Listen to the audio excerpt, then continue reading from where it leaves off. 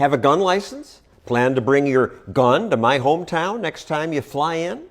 Pack all unloaded firearm and firearm parts in a locked, hard-sided container. If you call the TSA, they will tell you, put the gun in a locked container and notify the airline during the ticket counter check-in process. But even if you do this properly, New York authorities will still wreck your life. I declared my gun, because I always do. I fly in and out all over the U.S. with it. Patricia Jordan carries her gun for protection. She correctly followed all the TSA procedures when she flew from her home in Georgia to New York City.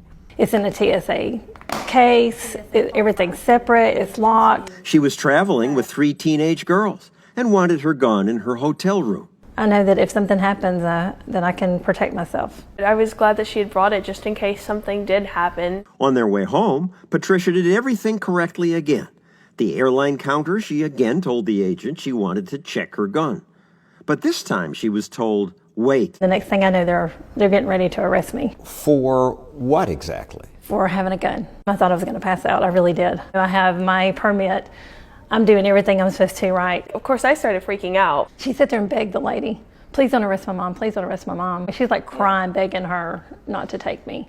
The police put Patricia in jail and told her, you've committed a felony. The minimum was 3.5 to 7 years mandatory prison for this. Another visitor, Avi Wolf, was jailed just for having a gun part, an empty magazine. There were no bullets. It's just something like this. It was exactly like that. Instead of a plastic exterior, mine had a little bit of a different make to it, but it was exactly that. Somebody could have done more damage to an individual with a fork from McDonald's than with that. Wolf, too, checked with the TSA beforehand. They told him, just declare it to TSA agents at security. I'm telling them that.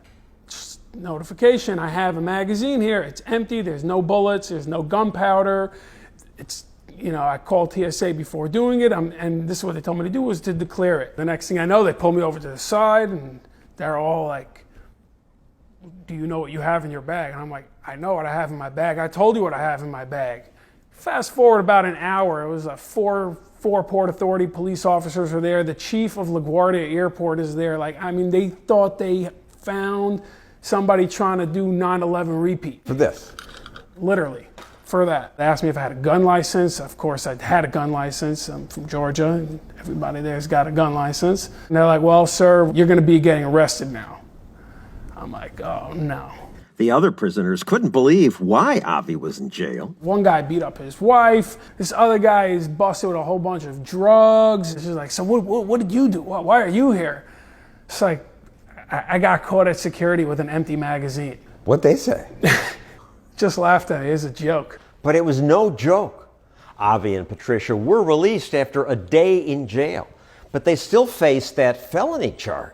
I could barely function. I had to get on anxiety medicine. I was throwing up every day. Months later, New York allowed each to plead guilty to a lesser charge, public disorder.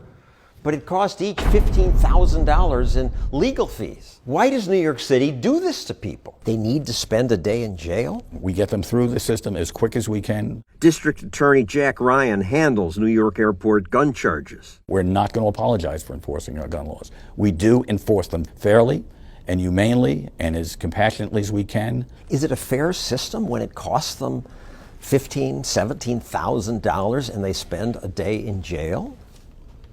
It's as fair as we can make it under all of those circumstances. Even in Avi's case? It's an empty piece of plastic. Whether the magazine is made out of plastic, Kevlar, or metal, I think is immaterial. It's a question of how many bullets it holds. That's why New York has banned them. Isn't what's material is whether it held any bullets? It didn't. It was empty. You can discuss that with the legislature.